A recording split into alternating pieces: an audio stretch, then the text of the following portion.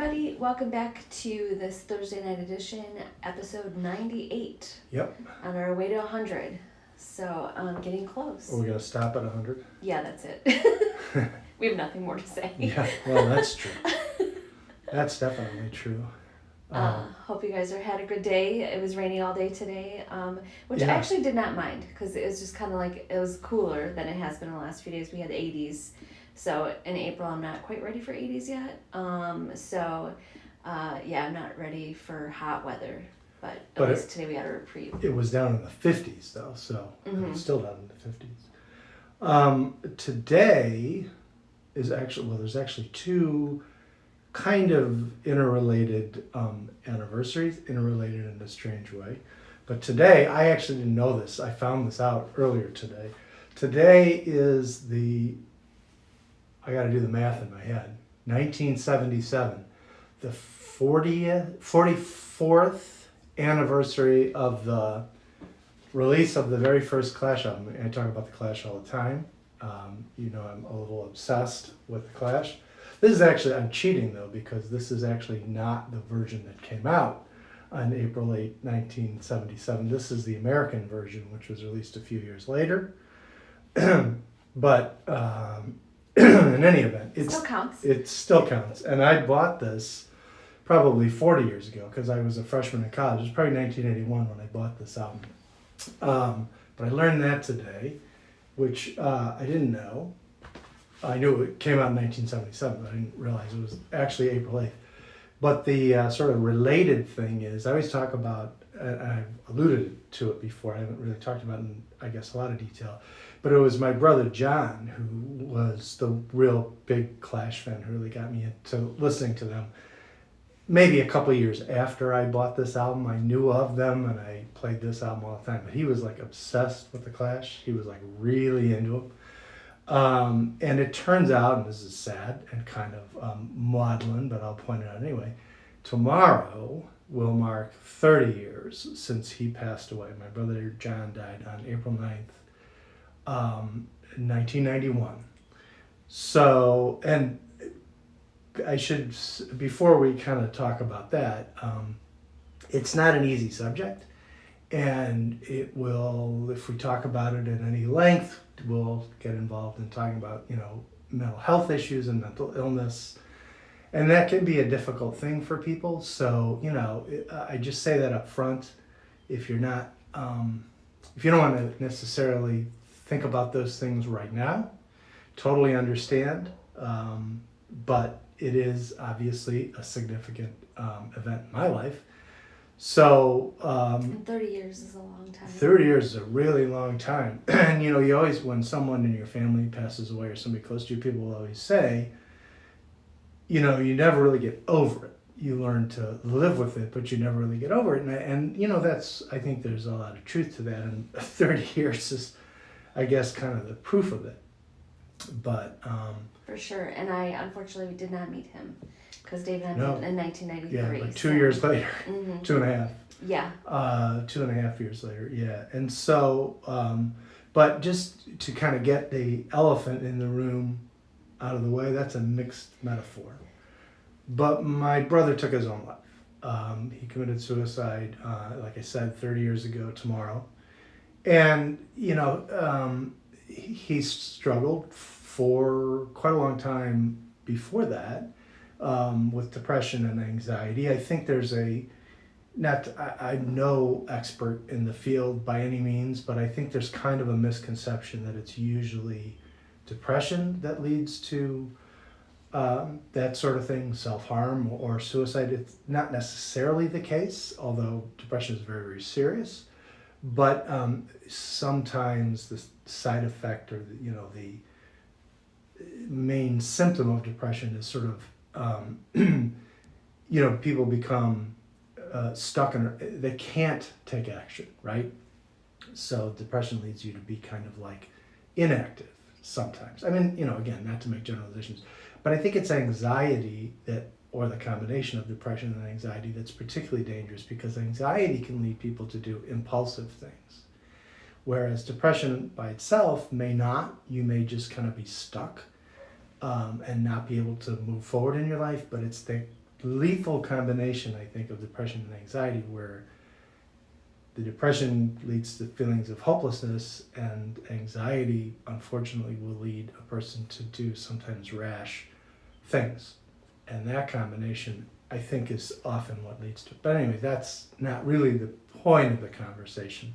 It's just one thing I suppose we should say up front is that, we got to talk about things like this and be open and honest with it, because they happen in real life and they happen to real people, and they can happen to people and we can talk about that a little bit. I mean, this was not actually my first sort of experience with it on some level or another. So we could talk about that, but I mean, people need to be aware that these things can happen. They can happen to people and so you really gotta be open and talk about it. And I think so too, because a lot of people times people don't want to say anything because it is so like shocking, and and you don't want to remember that part of it. So it's kind of just, you don't really mention it all that you say your sibling passed away, but you don't really say what happened, kind of thing. Right. I mean, there's lots of people that I've mentioned that I lost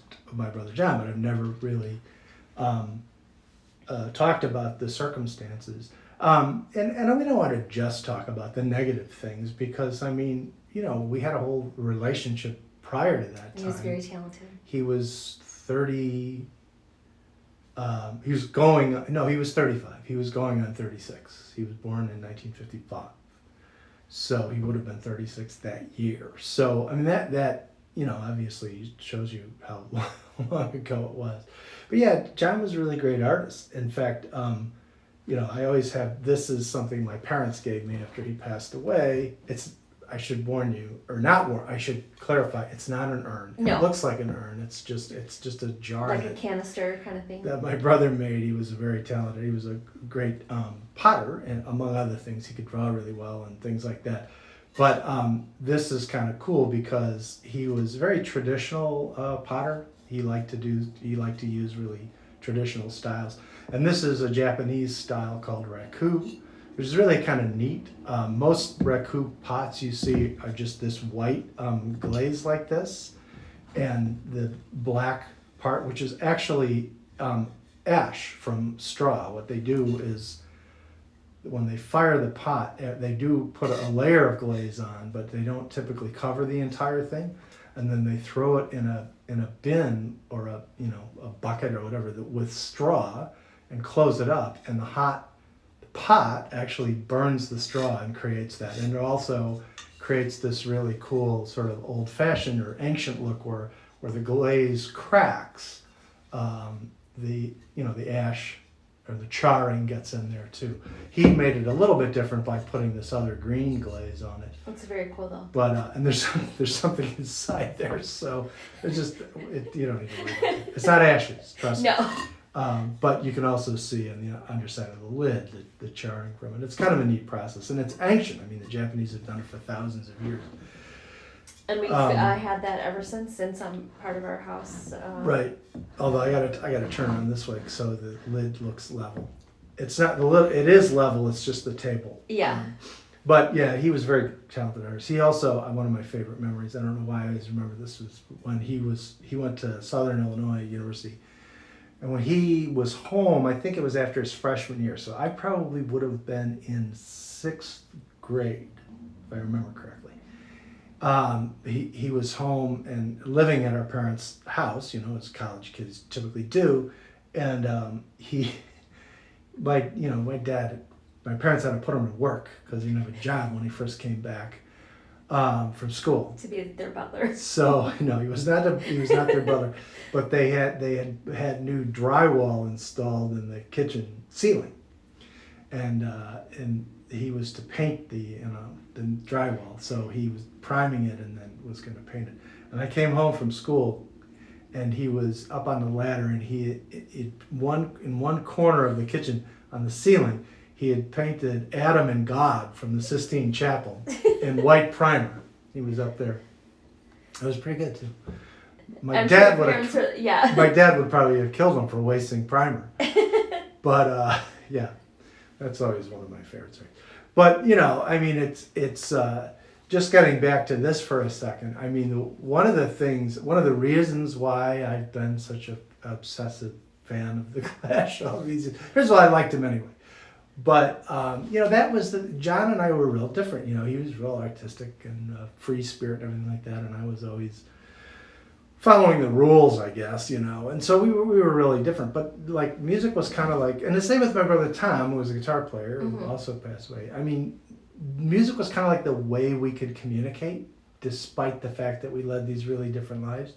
So that's why, you know, playing guitar, you know, was important to me. Learning guitar, that's why I still getting the tattoo. Obsess, yeah, getting the tattoo. Still obsess over the Clash all these years later. And the other artist that he introduced me to was our now actual real personal life friend in real life. Friend, Garland Jeffries, who was from New York City, is an amazing singer-songwriter who's been around since the 70s and made great music. And we, you know, actually got to know him. And I actually emailed his wife one time, probably around this time of year, you know, and I emailed her to I didn't go into the details, you know, again, I didn't talk about how he passed, but I did talk about the fact that that's one of the reasons why I actually reached out to Garland Jeffries on social media, and we just kind of hit it off. And then eventually, you know, became actual friends, and every time we see him in concert, it just became that relationship just grew. So I just wanted to tell them that's one of the reasons why his music is so special. Anyway.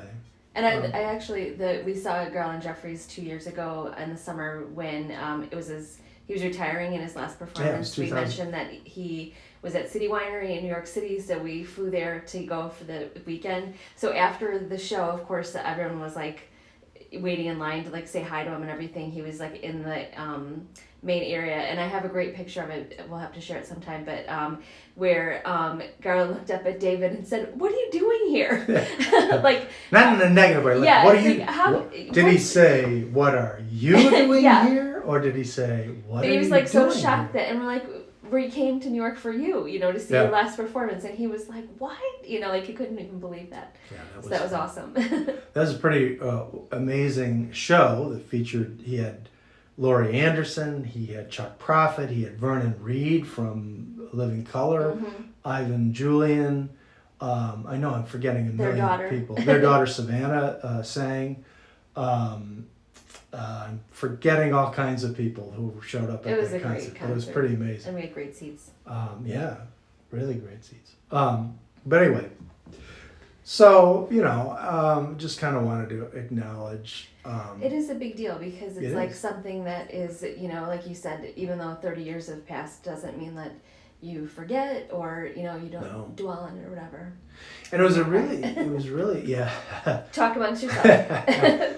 Well, you know, you don't forget things like that, you know. I mean, all the little, you know, like details surrounding the day. Like we didn't actually, I didn't know about it. I mean, so it's a long story, but he died during the day on April 9th. And, you know, he was married at the time, and, you know, his wife was kind of in a state of shock and knew that, you know, she had to tell my parents that their son had died, but was, you know, not quite sure how to deal with that. Plus, you know, there was a police investigation, you know, and that's the process. That's what happened. So, long story short, she didn't end up actually speaking to my parents till later in the day, and was at my folks' house until, you know, late, probably in the early hours of the morning. So my parents started calling the family members the next morning. So it would have been, I think it was a Tuesday, it was Wednesday morning. So, I mean, you know, so I remember getting the phone call. I remember my dad being irritated with me because my dad called me. I was only living down the street from my parents, but he called, and he called when I was in the shower, and I didn't hear the phone ringing. And we only had one phone in our old house, so there wasn't like a phone in the bedroom and whatever. So I didn't hear it. So I got out of the shower, and the phone's ringing again, and my dad was like, "Where have you been?" And you're like, "It's 6:30 in the morning. I'm getting ready for work." But so then, then he told me, and then, so needless to say, that's a memory that's hard to forget. I mean, stuff like, and again, I realize this can be an upsetting conversation for people, but, so no offense if you don't really want to listen. But things like, I remember my mom ironing the shirt that he was going to wear. Imagine being in your parents' home, your mother's ironing a shirt for her child to be buried in. Yeah, that's crazy. I remember it was kind of a cold, rainy day. We had a regular funeral mass, went out to the cemetery, and because of the weather conditions weren't great, they have like a little chapel where we actually, instead of doing it at the graveside, which you normally do, that was kind of the final thing. And I remember, my mom putting her hand on his coffin and, saying goodbye for the last, just surreal things. And what I don't know when I actually found this out. I think I must have known it by that time, but as it turns out, my mother had also lost a brother to suicide. Mm-hmm. So she'd had to go through this before with a sibling. And in fact, we're going to get morbid here, I'm sorry. My middle name is my uncle's name, my mother's brother. And I didn't know I knew that he'd passed away, but I didn't know the circumstances of it until I think I was an adult. So that's all kind of very surreal, and those kind of memories are crazy. And then you want to know easily the most surreal part of the whole thing was, so in Cook County, where we live, there is an appointed medical examiner. It takes the place essentially of a coroner, but a medical examiner is appointed by the president of the county board or whatever. And that person, has to make determinations about cause of death. In the legal term is where someone dies of unnatural causes, which typically means accident, homicide, or suicide. But outside of Cook County, there are elected coroners. Each county has its own coroner. It's an elected official, and that's a different process when you have an elected a coroner. The coroner actually, for every unnatural death, they conduct a hearing called an inquest, and they actually have, testimony under oath, and they have a jury essentially decide the cause of death. Now, the coroner makes a recommendation to the jury, unless there's some reason for them to reject it. Oh, yeah. So my brother lived outside of Cook County. He lived in DuPage County, right to the west of Cook County. And so they had a formal coroner's inquest, and my sister-in-law, his wife, was subpoenaed to testify because she was a witness, and she found her. And so she contacted me. There's nothing wrong with this. I would have done the same in her shoes, but because as a lawyer, I was a lawyer and I'd actually done some legal work for them in the past. So she asked me to represent her in this hearing. Now, you have to understand, it's not like she was not under investigation. There was no suspicion about anything she did. It had nothing to do with that. Right, you didn't have to prepare anything. It wasn't like a contested thing, but still, she gets a subpoena not long after her husband has passed away. She's got to go testify under oath in this proceeding that she has no familiarity with. She wanted some assistance. So I represented her in this hearing. And fortunately, one of the litigation partners, the firm I was working at, had some familiarity with this process. So I was able to sit down with him, and he kind of explained what was going to be involved in all that. So I went to this thing, and my parents were there, and I know my brother Tom was there. I can't remember who else may have been there. And she had to testify. She was called as a witness, and she had to, they had a jury of 6 people, if I remember correctly, and an assistant DuPage County state's attorney. They put her on a witness stand and asked her the events of the day and all of that. And now I will just pause here and say, I don't talk about the facts of what happened. That's not something I'm going to talk about. Right. So if you're concerned about that kind of detail, don't worry about that. But she testified, they had a police officer, maybe two, who testified, and then of course there was someone from the coroner's office who gave medical testimony, and then the jury went in a separate room and came back a short time later, and they're whatever, I don't know whether you call it a verdict in that context, to tell you the truth, but in any event they made the determination of the cause of death. But I mean, you talk about a surreal moment in your life. Here you are, having to be professional. You're an attorney. At that point, I'd only been practicing for 4 years. I graduated in 1987. It's 1991. Yeah. And you have to maintain that professional, mindset in this impossible situation. And I'm not, by any means, that's not my sister-in-law's fault. She did what she should have done. I think she did it because she probably wanted she wanted a family member instead of like a stranger, kind of thing. Absolutely.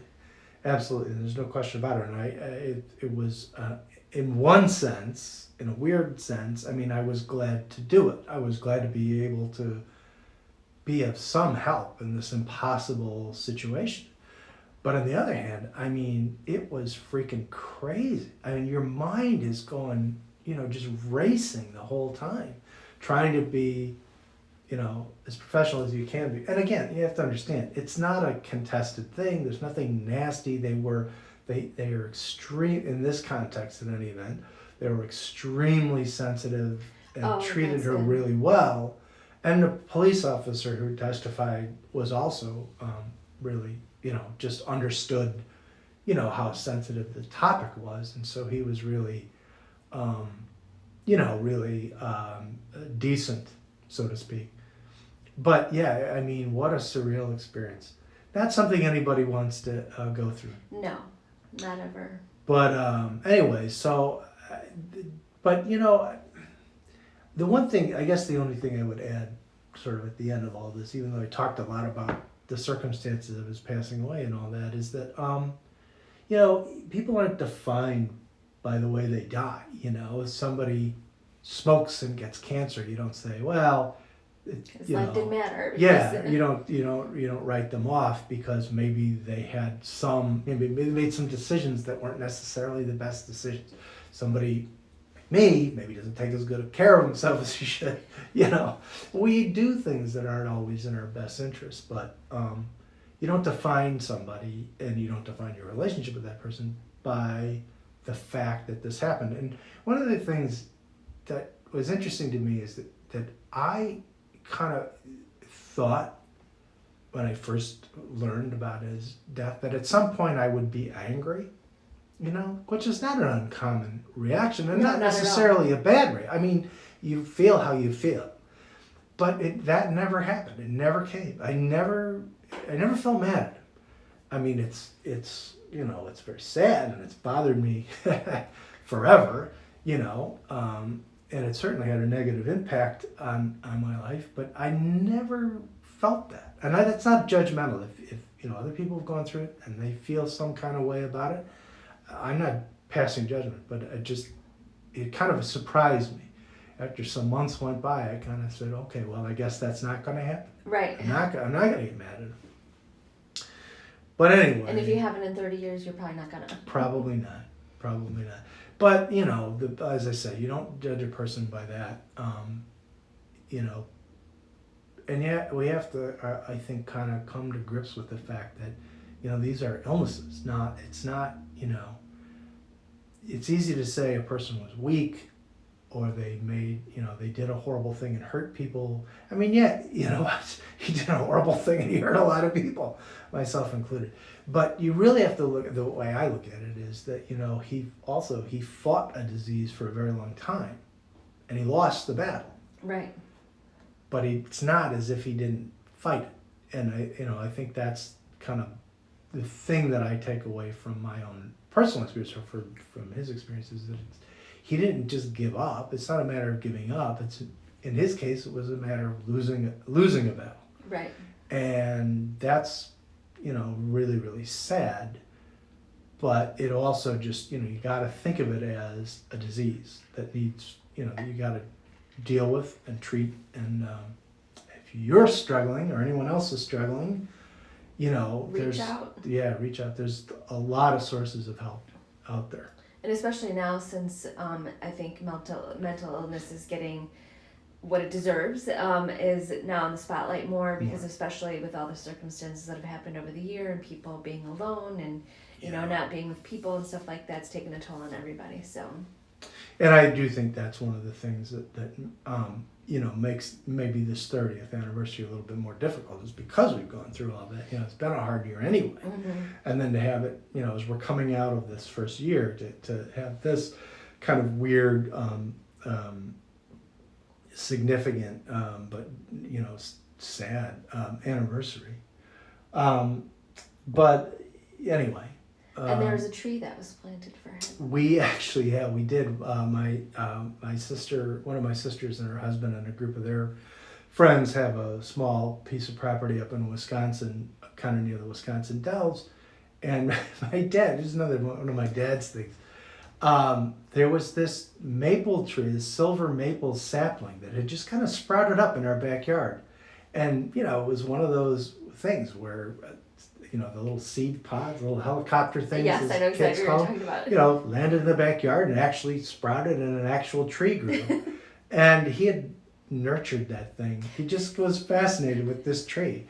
And he took care of it, And then after my brother passed away, we dug it up, wrapped the root ball in burlap.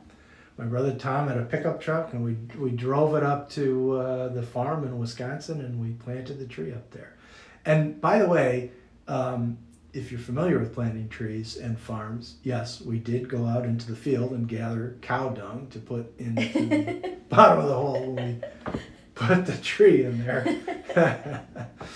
Yeah, that was cool. That was in the fall, which I think is a good time to plant trees. I don't know, but it's up there and it's thriving. And it's, there's a Jewish tradition when a child is born.